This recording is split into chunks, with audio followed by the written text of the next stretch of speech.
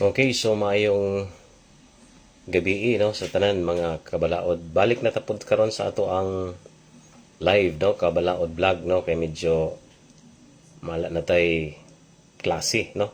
Medyo semestral break karon. So balik ta sa ato ang naanda no nga live kabalaod vlog no aron pod mag-alagad no. Labi na tong mga dunay mga pangutana no pinaagi sa ato ang page. So pwede na mo karon no mangutana na pod. Daghan may mga pangutana bat atong hinahinayon og tubag no aron atong tagaan og pagtagad no mga pangutana karon na sa atong page. Okay, so kini atong pangutana karon simple raman diretso na ta no kay aron lahos-lahos na ta no. So muna atong pangutana unya ato dayong tubago no. Kining pangutana nga gipasupot karon sa ato ang ato ang kining follower no follower. Okay, so ito yung pangutana. Okay, klaro ba? Okay, so pangutana niya attorney, ang ako uyuan nakakitag sumbagay no kitag sumbagay yung uyuan unya napildi niya iya kontra unya iya nabunalan ang ulo og bato hapit namatay mayo gani kay natabang ra kini siya ni surrender sa mga pulis after jud sa panghitabo unya karon na priso siya unya nag-arraignment na iya pod giangkon iyang sala. Sakto ba ka iya gibuhat attorney? Dali ra ka makagawas ako uyuan attorney. So okay, so muna iyang pangutana karon sa atong listener no. Medyo nangutana siya og sakto ba ang gibuhat sa iyang uyuan unya dali ba pod kuno makagawas ang iyang uyuan no sa gihimo nini nga pag surrender ug unya of course sa pag-angkon no pinaagi sa arraignment may tungod sa iyang nabuhat nga salaod. Okay, so ang atong matubag ana kung sakto ba ang gibuhat sa iyang uyuan, yes no sakto ang gibuhat sa iyang uyuan tungod kay of course sa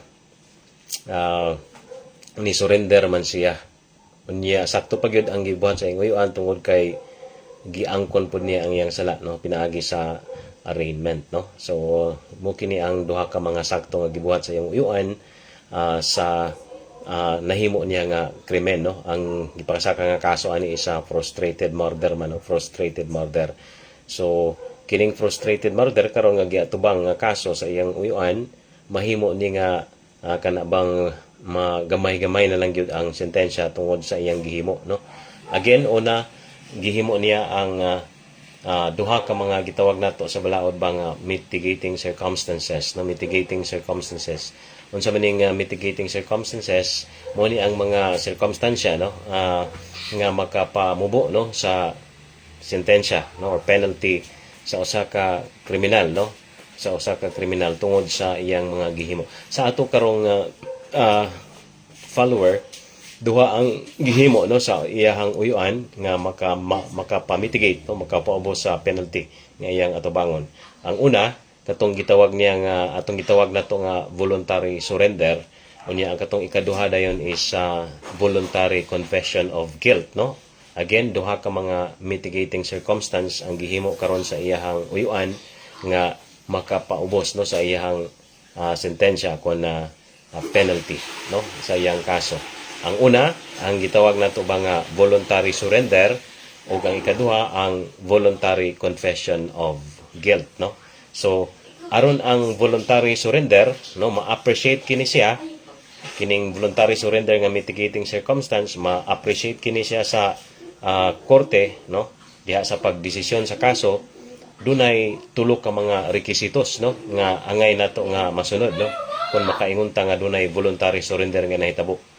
Una, ang nakasala, no, the offender, okay, had not been actually arrested. Ang kanabang akusado, ang offender, wala gid siya actually na aresto, no?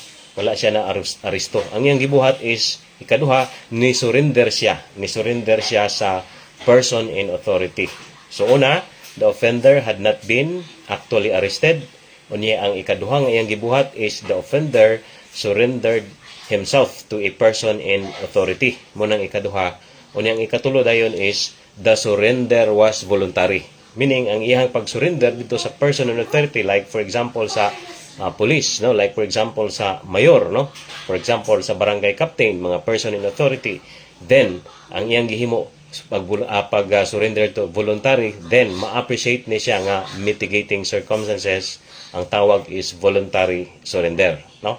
So muna ang una nga mitigating circumstance nga makapamubo sa iyahang sentensya kon penalty.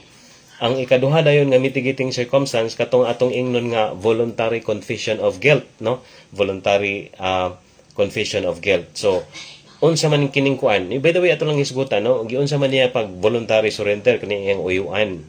Okay, ang iyang uyuan una sa tanan, no, ni surrender siya after niya nga nabunalan og bato ang iyahang kontra. Ni surrender siya dito sa police, no, ni surrender siya dito, unya ang iyang pag-surrender dito voluntaryo. So muna nga nakasatisfy siya sa gitawag nato nga mitigating circumstance. Mitigate meaning mapaubos, no, mapaubos. Ika-duha dayon nga mitigating circumstance katong voluntary confession of guilt, no, na-satisfy gihapon ni sa iyang uyuan. Okay, kaning voluntary confession of guilt tungod kay doon na may tulog hapon ka mga gihimo sa iyang uyuan nganong makaingon ta nga dunay mitigating circumstance nga kanabang voluntary confession of guilt. Ang una manggod sa mga requisito sa voluntary confession of guilt is una kining gitawag nato nga the offender spontaneously confessed his guilt. So ang kuan ko, no, ang offender, no, ang nakasala voluntarily confess, no, his guilt. Okay? So iyang gi-confess ang iyang guilt. Muna ang una nato nga rekisito kung mga iyong nga gitawag nato og voluntary confession of guilt nga mitigating circumstance. Ikaduha na yon, such confession was made in open court. Ang kana kunong pagkumpisal niya sa iyang sala gihimo kuna diha sa open court, no, gitawag og kana bang competent court nga dungog sa iyang kaso. Ug muna nahitabo diri sa ato ang follower tungod kay matud pa niya diha daw sa arraignment iya man giangkon didto ang iyang sala. So that is voluntary confession of guilt. Ikaduhang requisito is iya man gihimo ang pagkumpisal sa iyang sala diha sa open court, no, katong korte ba, competent court nga nagdungog sa iyang kaso. Uni katulo dayon nga requisito nga makaingon ta nga dunay voluntary confession of guilt is that the confession was made prior to the presentation of evidence for prosecution. So muna ang ikatulo nga requisito nga ang pagkumpisal dayon nimo nga ikaw salan, imo na siyang gihimo sa wala pa, no, nagpresenta og mga ebidensya ang prosecution. Okay? So muna ang nahitabo diri karon kay wala pa nagpresenta diri ang prosecution sa ilahang mga ebidensya. Muna ang gihimo sa iyahang uyuan, no, nga ni kuan na siya ni kanabang ni kumpisal na siya sa iyang sala, no. So muna ikiingon nato diha nga voluntary confession of guilt. Arraignment pa man. So kung arraignment pa, panahon pa ni, no, sa imuhang pag plead guilty or not guilty. Pero siya ang iyang gihimo karon is nag-plead guilty siya, nagkumpisal siya sa iyang guilt, no, diha sa arraignment. So nasatisfy niya tong tulo ka mga requisitos o sa tong tulo ka requisitos for the mitigating circumstance of voluntary confession of guilt. Ang una kanang gitawag nato nga spontaneous confession of guilt. Una. Ikaduha kato dayong confession was made in open court, no? Open court man kay didto man gi-arraign man siya didto. Uni ikatulo dayon katong gitawag nato ba nga confession was made prior to the presentation of evidence for prosecution. So muna karon ang pangutana sa atong follower kun makagawas ra ba og dali ang iyahang uyuan tungod sa iyang gihimo.